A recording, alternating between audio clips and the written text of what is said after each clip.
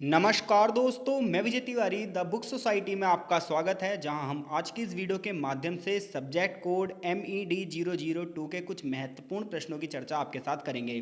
जैसा कि आप सभी जानते हो कि MED 002 का जो संबंध है वो है सतत विकास, मुद्दे और चुनौतियां से।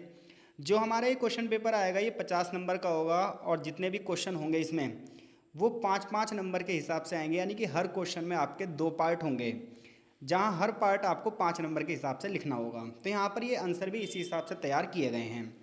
तो चलिए शुरू करते हैं अपनी इस वीडियो को। जहां हमारा पहला क्वेश्चन है वो है सतत विकास क्या है।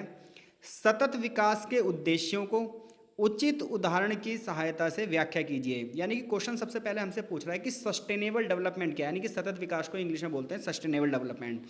तो सस्टेनेबल डेवलपमेंट क्या है, सतत विकास क्या है।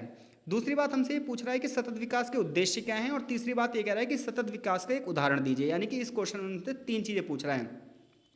तो देखो भाई, सस्टेनेबल डेवलपमेंट वो डेवलपमेंट होता है जिसमें हम आने वाली पीढ़ियों को ध्यान में रखकर विकास करते हैं। यानी कि देखो, जो हमारे रिसोर्सेज हैं वो लिमिटेड हैं और जो हमारी इच्छाएं हैं वो अनलिमिटेड हैं। तो ऐसे में क्या होगा कि हमारे रिसोर्सेज आने वाले टाइम पर कम पड़ जाएंगे और फिर आने वाली पीढ़ियों के लिए चीज़ें रुक जाएंगी। तो हमें अपने जो रिसोर्सेज हैं उनकी लिमिटेशंस को समझना पड़ेगा, अपने संसाधनों की सीमाओं को समझना पड़ेगा और उसी हिसाब से उनका प्रयोग करना पड़ेगा। तो सतत विकास वह विकास है जो वर्तमान पीढ़ी की आवश्यकताओं की तो पूर्ति करता ही करता है, बल्कि भविष्य की पीढ़ियों की आवश्यकताओं को भी ध्यान में रखता है। ये जो सतत विकास की अवधारणा है 1987 में दी गई थी। जब ब्रटलैंड आयोग बना था उसने अपनी रिपोर्ट दी थी और ये रिपोर्ट थी आवर कॉमन फ्यूचर के नाम से। तो देखो भाई, 1970 के बाद का जो मुद्दा था वो मुद्दा ऐसा था जिसमें पर्यावरण से रिलेटेड बहुत सारे जो चैलेंजेस सामने आ रहे थे, पर्यावरण से रिलेटेड जो बहुत सारी समस्याएं थी वो सामने आ रही थी। ऐसे में एक कमीशन बनाया गया था, ब्रटलैंड कमीशन। तो इन्होंने अपनी जो रिपोर्ट दी थी वो 1987 में रिपोर्ट दी थी और इस रिपोर्ट का जो टाइटल था वो टाइटल था आवर कॉमन फ्यूचर। इस रिपोर्ट में ये दिखाया गया था कि किस प्रकार से आने वाले समय में पर्यावरण की जो है हानि हमें उठानी पड़ेगी और इसका प्रभाव सीधा सीधा जनता पर पड़ेगा। तो ऐसे में इन लोगों ने ये कहा कि हमें आवश्यकता है कि भविष्य में ऐसा विकास हो जो आने वाली पीढ़ियों को ध्यान में रखकर हो। हमें अपने संसाधनों को बचाना होगा, अपनी पृथ्वी को बचाना होगा, इसमें जितने भी संसाधन हैं उन्हें बचाना होगा। तो सतत विकास का मुख्य उद्देश्य ये है कि हमारे देश का आर्थिक विकास हो, हमारी दुनिया का आर्थिक विकास हो, लेकिन समाज में न्याय भी बना रहे और पर्यावरण भी बचा रहे। तो कोई आपसे पूछे भाई सतत विकास का मतलब क्या है, तो आप बोलोगे सस्टेनेबल डेवलपमेंट वो प्रोसेस है जिसमें हम वर्तमान पीढ़ी की भी आवश्यकताओं को पूरा कर रहे हैं और आने वाली पीढ़ियों की आवश्यकताओं को भी ध्यान में रख रहे हैं और इसके हिसाब से हम समाज में न्याय स्थापित करना चाहते हैं और पर्यावरण को बचाने का प्रयास कर रहे हैं। सतत विकास का उद्देश्य क्या है, ऑब्जेक्टिव क्या है सस्टेनेबल डेवलपमेंट के। तो सतत विकास का पहला उद्देश्य यह है कि हमें अपने प्राकृतिक जो संसाधन है उन्हें बचाना है, यानी कि जल, जंगल, जमीन, इन सबको बचाना है। जो हमारे मिनरल्स हैं, जो हमारे खनिज हैं, इनको हमें बचाना है ताकि यह पीढ़ी भी इन संसाधनों का प्रयोग करे और आने वाली पीढ़ी भी इन संसाधनों का प्रयोग कर पाए। इसके अलावा प्रदूषण को कम करके हम जैव विविधता को बनाए रखें, सस्टेनेबल डेवलपमेंट का ये भी उद्देश्य है। गरीबी खत्म हो और सभी लोगों को भोजन, स्वास्थ्य, शिक्षा और रोजगार की फैसिलिटीज मिल पाएं, ये भी सतत विकास का उद्देश्य है। इसके अलावा समाज में समानता मिले, समाज के सभी वर्गों को समान अवसर मिले और एक ऐसा आर्थिक विकास हो जो पर्यावरण को भी बढ़ावा दे। ये सब सतत विकास के क्या हैं, उद्देश्य हैं। आप चाहो तो पेपर में क्या करना, इसका ना एक फ्लो चार्ट बना देना कि भाई सतत विकास के उद्देश्य क्या हैं। इस तरीके से एक सतत विकास के उद्देश्य करके और फिर 5 उद्देश्य 5 अलग अलग जगह पर ऐसे लिख के शो कर देना। तो इससे क्या होगा, आपके जो पेपर लिखने का तरीका है ये काफ़ी अच्छा दिखाई देगा। तो अगर क्वेश्चन आता है सतत विकास क्या है, इसके उद्देश्य बताइए, तो मैं आशा करता हूँ कि आप इस क्वेश्चन का आंसर कर देंगे। अब इसका एग्जाम्पल भी पूछा था उसने, तो एग्जाम्पल आप सौर ऊर्जा का एग्जाम्पल दे सकते हैं कि अगर हम सौर ऊर्जा का प्रयोग ज़्यादा से ज़्यादा कर रहे हैं तो ये क्या है, पर्यावरण प्रदूषण को भी कम करता है। दूसरी बात यह है कि इससे हमारी जो जीवाश्म ईंधन है यानी कोयले वगैरह पर जो बिजली बनती है उस पर निर्भरता कम हो जाती है। और इसी तरीके से अगर हम वर्षा के पानी को भी बचा रहे हैं तो भी ये भविष्य में पानी को बचाने में क्या कर रहा है, प्रयास कर रहा है। तो सौर ऊर्जा का और बारिश के पानी को बचाने का एग्जाम्पल आप सस्टेनेबल डेवलपमेंट में दे सकते हो।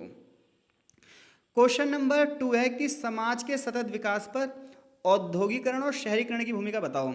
यानी कि जो इंडस्ट्रियलाइजेशन बहुत तेज गति से हो रहा है, अर्बनाइजेशन बहुत तेज गति से हो रहा है, उद्योग बहुत तेज गति से लग रहे हैं, शहर बहुत तेज गति से आगे बढ़ रहे हैं, इसका समाज पर क्या प्रभाव पड़ रहा है। तो देखो भाई, उद्योगों का और शहरों का आधुनिक विकास में एक बहुत बड़ा रोल है। इनके पॉजिटिव इम्पैक्ट भी और नेगेटिव भी हैं। पॉजिटिव ये है कि जब बड़ी बड़ी इंडस्ट्रीज़ लगती हैं तो इससे प्रोडक्शन बढ़ता है, रोजगार के अवसर बढ़ते हैं, लोगों का जीवन स्तर अच्छा होता है, नई नई टेक्नोलॉजी डेवलप होती हैं, लोग संसाधनों का बेहतर उपयोग करते हैं, ग्रीन टेक्नोलॉजी का यूज़ होता है और लोगों का जो जीवन स्तर है वो अच्छा होता जाता है। यानी कि बड़े पैमाने पर जो औद्योगिकरण हो रहा है, इससे फ़ायदा क्या है? इससे फ़ायदा ये, पहली बात तो प्रोडक्शन बढ़ रहा है, मार्केट की जो डिमांड है वो पूरी हो पा रही है, एम्प्लॉयमेंट जनरेट हो रही है, यानी कि रोजगार के अवसर बढ़ रहे हैं, लोगों की आमदनी बढ़ रही है, लोगों का जीवन स्तर यानी कि लाइफस्टाइल अच्छी हो रही है, नई नई टेक्नोलॉजी डेवलप हो रही है। ये सब औद्योगिकरण के फायदे हैं। शहरीकरण के फायदे क्या है? शहरीकरण में का फायदा ये है कि शिक्षा का स्तर बढ़ रहा है समाज में, स्वास्थ्य की सुविधाएं अच्छी हो रही हैं, ट्रांसपोर्ट और कम्युनिकेशन की सुविधाएं बहुत अच्छी हो रही हैं, नए नए इनोवेशन हो रहे हैं और लोगों का जो लाइफ स्टाइल है वो अच्छी हो रही है। लेकिन इनके निगेटिव इम्पैक्ट भी हैं। आज जो बड़े पैमाने पर इंडस्ट्रीज लग रही हैं, इनसे वायु प्रदूषण, जल प्रदूषण, भूमि प्रदूषण बढ़ रहा है, उद्योगों से निकलने वाला जो कचरा है वो हमारे पर्यावरण को नुकसान पहुंचा रहा है, नदियां प्रदूषित हो रही हैं, समुद्र दूषित हो रहे हैं, शहरों में झुग्गी झोपड़ियां बढ़ रही हैं, यातायात की समस्या आ रही है, जल संकट जैसी समस्याएं उत्पन्न हो रही हैं। दिल्ली और मुंबई जैसे महानगरों में अगर आप एग्जाम्पल देखोगे तो इकोनॉमिकल डेवलपमेंट तो है ही है, लेकिन साथ साथ प्रदूषण और जनसंख्या का दबाव भी बढ़ रहा है। तो इस तरीके से औद्योगिकरण और शहरीकरण के कुछ पॉजिटिव इंपैक्ट भी हैं और कुछ नेगेटिव इंपैक्ट्स भी हैं। ध्यान रखना, अगर आप फ्लो चार्ट बनाकर लिख रहे हो चीज़ों को तो नंबर ज़्यादा मिलेंगे, 90 नंबर भी आते हैं। ध्यान रखना, मैं आपको शॉर्ट्स पे एक मार्कशीट अपलोड करूँगा एक स्टूडेंट की, उसमें आप देखना पॉलिटिकल साइंस में 90 नंबर भी आए हुए हैं, पॉलिटिकल साइंस ऑनर्स MPS में ही। तो अगर आप अच्छे से बहुत बढ़िया फ्लो चार्ट बना रहे हो, हेडिंग्स अच्छी कर रहे हो, तो आपको नंबर बढ़िया मिलेंगे। तीसरा क्वेश्चन बहुत इंपॉर्टेंट क्वेश्चन है। क्वेश्चन ये है कि ग्रहण क्षमता से आप क्या समझते हो? पृथ्वी की ग्रहण क्षमता किस प्रकार खतरे में है? तो ग्रहण क्षमता, इसे इंग्लिश में हम कैरिंग कैपेसिटी बोलते हैं। तो हमारी पृथ्वी की मैक्सिमम क्षमता कितनी है, ये हमारी ग्रहण क्षमता कहलाती है। यानी कि जो हमारे संसाधन हैं वो हमारे आवश्यकताओं को कितना पूरा कर सकते हैं, कितना बैलेंस में बना रह सकता है, ये हमारी पृथ्वी की क्या है? ग्रहण क्षमता है। तो पृथ्वी की ग्रहण क्षमता आज कई वजह से खतरों में है। यानी कि पृथ्वी के जो टोटल रिसोर्सेज हैं, टोटल संसाधन हैं, पृथ्वी की उत्पादन जो क्षमता है वो सब उसकी ग्रहण क्षमता में आती है। लेकिन आज पृथ्वी की ग्रहण क्षमता खतरे में आ गई है, क्योंकि जनसंख्या का दबाव लगातार बढ़ रहा है, वनों की कटाई हो रही है, प्रदूषण बढ़ रहा है, प्राकृतिक संसाधनों का अंधाधुंध दोहन किया जा रहा है। इन सभी वजह से पृथ्वी की जो ग्रहण क्षमता है वो खतरे में है। अब देखो, आप इस क्वेश्चन का आंसर पेपर में कैसे लिख सकते हो? पृथ्वी की ग्रहण क्षमता के खतरे के कारण बढ़ती हुई जनसंख्या, वनों की कटाई, प्राकृतिक संसाधनों का प्रयोग, उपभोक्तावाद, इस तरीके से 4 हेडिंग बना के वहाँ दिखाओगे तो और ज़्यादा चीज़ें अच्छी लगेंगी। वनों की कटाई की वजह से बहुत सारे जीव जंतु खत्म हो रहे हैं, जीव जंतु की प्रजातियां विलुप्त हो रही हैं, कार्बन डाइऑक्साइड की मात्रा बढ़ रही है, जल संसाधनों का मिसयूज किया जा रहा है, जिसकी वजह से जो अंडरग्राउंड वाटर है वो नीचे होता जा रहा है, उद्योगों और वाहनों से निकलने वाला जो धुआं है वो ना सिर्फ वायु प्रदूषण को बढ़ावा दे रहे हैं बल्कि जल प्रदूषण को भी बढ़ावा दे रहे हैं। हिमालय क्षेत्रों में टूरिज्म की एक्टिविटी बहुत बढ़ गई है, जिसकी वजह से पर्वतों की जो ग्रहण क्षमता है वो खत्म हो रही है। अमेजन वर्षा वनों की जो कटाई हो रही है, इससे भी पृथ्वी की ग्रहण क्षमता जो है बेकार हो रही है, क्योंकि भाई पृथ्वी की ग्रहण क्षमता है ना वो कितना कार्बन अवशोषित कर सकती है, जिसकी वजह से आज जलवायु परिवर्तन हो रहा है, तापमान बढ़ रहा है, समुद्र का स्तर बढ़ रहा है। ये सब क्या है? पृथ्वी की ग्रहण क्षमता को खतरे पहुंचा रहे हैं। तो अगर ये क्वेश्चन आया ग्रहण क्षमता का मतलब क्या है, कैरिंग कैपेसिटी, तो हर चीज़ की एक देखो कैरिंग कैपेसिटी होती है। ऐसे हमारी अर्थ की भी एक कैपेसिटी है कि वो कितनी चीज़ों को झेल सकती है। तो उसके पास लिमिटेड रिसोर्सेज हैं, लेकिन जनसंख्या का दबाव इतना ज़्यादा बढ़ता जा रहा है कि पृथ्वी की जो ग्रहण क्षमता है वो खराब होती जा रही है। जो उत्पादन वाली ज़मीनें हैं वो बंजर भूमि में बदलती जा रही हैं, पहाड़ों की जिस तरीके से कटाई हो रही है उनकी भी जो कैरिंग कैपेसिटी है वो कम होती जा रही है। तो मैं मान के चलता हूँ अगर कैरिंग कैपेसिटी वाला क्वेश्चन आएगा, आएगा ही आएगा, देख लेना ये क्वेश्चन, तो आप इस क्वेश्चन का आंसर भी अच्छे से कर दोगे। अगला क्वेश्चन है हमारा, लैंगिक असमानता को कम करने से सतत विकास कैसे बढ़ सकता है? तो देखो, लैंगिक असमानता का मतलब ये है कि जेंडर के बेस पर इनइक्वालिटी। तो महिलाओं और पुरुषों के बीच में देखो आप, अवसरों के आधार पर भेदभाव है, अधिकारों के आधार पर असमानता है, और सतत विकास जब ही हो सकता है जब समाज में सभी वर्गों को समान अवसर मिले। तो जेंडर के आधार पर जो इनइक्वालिटी है समाज में, लिंग के आधार पर जो असमानता है समाज में, महिलाओं और पुरुषों के बीच में जो अवसरों की असमानता है, ये समाज में कभी भी सतत विकास को बढ़ावा नहीं देगी। क्योंकि जब हम मानव के विकास की बात करते हैं तो उसमें स्त्री पुरुष दोनों आते हैं और सभी जेंडर इसमें आते हैं। तो महिलाओं को शिक्षा के अवसर, स्वास्थ्य के अवसर, रोजगार के अवसर मिलें तो उनकी आर्थिक स्थिति मजबूत होगी, इससे परिवार की इनकम भी बढ़ेगी, गरीबी कम होगी। शिक्षित महिलाएं होंगी तो उनका स्वास्थ्य भी अच्छा होगा, पोषण भी अच्छा होगा, और वो एनवायरनमेंट के प्रति भी जागरूक होंगी। और अगर शिक्षित नहीं होंगी महिलाएं तो उन्हें अवसर कम मिलेंगे, उनकी आर्थिक स्थिति कमजोर होगी, उनका शोषण होगा, परिवार की इनकम कम होगी, गरीबी बढ़ेगी। तो इस प्रकार से देखो, शिक्षा देने से कितनी सारी चीज़ें एकदम से चैन से बढ़ती ही जा रही हैं। लैंगिक समानता सामाजिक न्याय को बढ़ावा देती है। अगर स्त्री पुरुष के आधार पर समानता है तो समाज में न्याय बढ़ रहा है, महिलाओं भी डिसीजन ले रही हैं और समाज बहुत ज़्यादा इनोवेटिव हो रहा है। ग्रामीण क्षेत्रों में बहुत सारे महिला स्वयं सहायता समूह हैं जो आर्थिक विकास को बढ़ावा दे रहे हैं। भारत में बहुत सारे स्वयं सहायता समूह ऐसे हैं जो महिलाओं को जैविक खेती सिखा रहे हैं, जल संरक्षण के तरीके सिखा रहे हैं, छोटी छोटी इंडस्ट्रीज लगाने को बढ़ावा दे रहे हैं। तो इस तरीके से अगर हम लैंगिक समानता को बढ़ावा दे रहे हैं तो ये गरीबी खत्म करने में, शिक्षा को बढ़ावा देने में, स्वास्थ्य को बढ़ावा देने में, इन सभी लक्ष्यों की प्राप्ति में सहायक है। तो क्वेश्चन नंबर 5 है हमारा। टोटल यहाँ पर हम 10 क्वेश्चनों को आपके साथ डिस्कस करेंगे। क्वेश्चन नंबर 5 है कि सतत विकास के अध्ययन के लिए बहुत सारे उपागम हैं, उनमें से एक उपागम है बहुआयामी उपागम। इससे हम क्या समझते हैं? तो देखो, बहुआयामी उपागम का मतलब यह है कि सतत विकास को सिर्फ आप एनवायरनमेंट से जोड़कर मत देखो बहुआयामी यानी कि बहुत सारी दिशाएं। तो लोग बाग कई बार सतत विकास को ना सिर्फ पर्यावरण से जोड़कर देखते हैं, लेकिन रियलिटी में ऐसा नहीं है कि सतत विकास सिर्फ पर्यावरण से जुड़ा हुआ है। सतत विकास आर्थिक व्यवस्था से भी जुड़ा हुआ है, सामाजिक व्यवस्था से भी जुड़ा हुआ है, राजनीतिक व्यवस्था से भी जुड़ा हुआ है और सांस्कृतिक व्यवस्था से भी जुड़ा हुआ है। तो सतत विकास का बहुआयामी उपागम जो है वो सिर्फ एनवायरनमेंट से ही रिलेटेड नहीं है, बल्कि ये देश की इकोनॉमी से भी रिलेटेड है, सोसाइटी से भी रिलेटेड है, पॉलिटिक्स से भी रिलेटेड है और कल्चर से भी रिलेटेड है। तो सतत विकास का जो बहुआयामी उपागम है, मैं मान के चल रहा हूँ आप ये समझ गए कि बहुआयामी उपागम का मतलब ये है कि सतत विकास सिर्फ पर्यावरण से रिलेटेड नहीं है, बल्कि अर्थव्यवस्था, सामाजिक व्यवस्था, राजनीतिक व्यवस्था और सांस्कृतिक व्यवस्था हर चीज़ से जुड़ा हुआ है। अब अगला क्वेश्चन यहाँ पर यही पूछा है हमसे कि पर्यावरण अच्छे और सतत विकास का अध्ययन करने के लिए 5 दृष्टिकोण को और बताओ। तो एक तो बहुआयामी दृष्टिकोण की परिभाषा पूछी है आपसे और 5 अलग से दृष्टिकोण और पूछे हैं। तो देखो, पर्यावरण का अध्ययन करने के लिए एक दृष्टिकोण है हमारा पर्यावरण और अर्थव्यवस्था। इसमें हम ये देखते हैं कि आर्थिक विकास पर्यावरण को कैसे प्रभावित करता है, यानी कि इंडस्ट्री जिस तरीके से लगेंगी तो एनवायरनमेंट पर पॉजिटिव इम्पैक्ट पड़ेंगे या नेगेटिव पड़ेंगे। इसमें हम ये देखते हैं पर्यावरण और समाज का एक दृष्टिकोण होता है कि स्वस्थ पर्यावरण समाज में लोगों पर क्या प्रभाव पड़ रहा है। पर्यावरण और गरीबी का संबंध भी हम अध्ययन करते हैं कि जितनी ज़्यादा गरीबी होगी संसाधनों का प्रयोग, संसाधनों का दोहन जो है वो उतना ही ज़्यादा होगा। जैसे बड़े पैमाने पर पेड़ों की कटाई होगी, फिर उन लकड़ी को जला के खाना बनाया जाएगा, तो इस तरीके से गरीबी कहीं ना कहीं पर्यावरण को नुकसान पहुंचाएगी। लैंगिक समानता और विकास, इसकी चर्चा भी हमने पिछले क्वेश्चन में करी थी।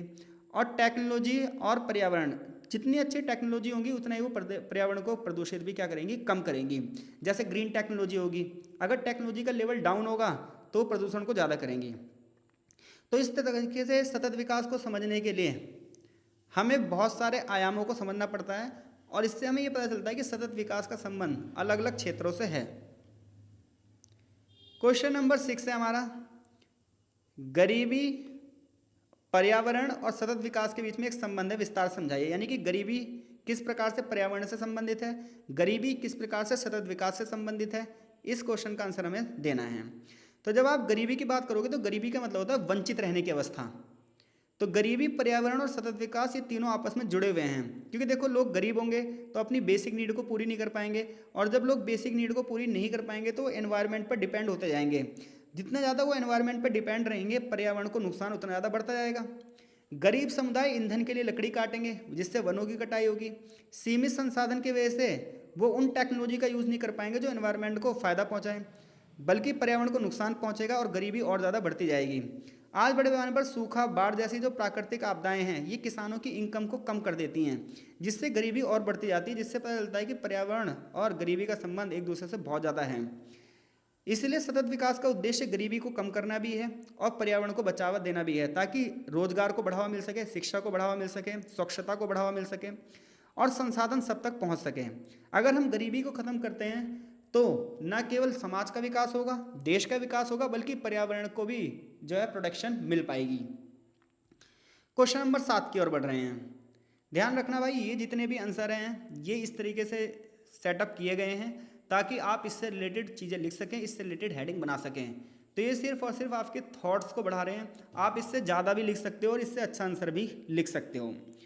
क्वेश्चन नंबर 7 है कि सतत आर्थिक विकास के सामने क्या क्या चुनौतियाँ हैं और जो नए नए तरीके हैं वो इन चुनौतियों से किस प्रकार से निपट सकते हैं। तो सतत विकास के सामने देखो चुनौतियां क्या हैं। फिर से यहाँ पर फ्लो चार्ट बन सकता है कि सतत विकास की भाई पहली चुनौती है कि हमारे संसाधन क्या हैं, लिमिटेड है। कोयला लिमिटेड है, पेट्रोल लिमिटेड है, लोहा लिमिटेड है, पर्यावरण प्रदूषित हो रहा है, ये आर्थिक विकास की अगली चुनौती है। जलवायु में परिवर्तन हो रहा है, ये अगली चुनौती है। जनसंख्या बढ़ रही है, ये अगली चुनौती है। ऊर्जा का संकट, इस समय हम सभी देख रहे हैं कि तेल और गैस का संकट किस प्रकार से पूरी दुनिया को प्रभावित कर रहा है। और समाज में आर्थिक असमानता यानी कि अमीर गरीब के आधार पर भेदभाव हैं।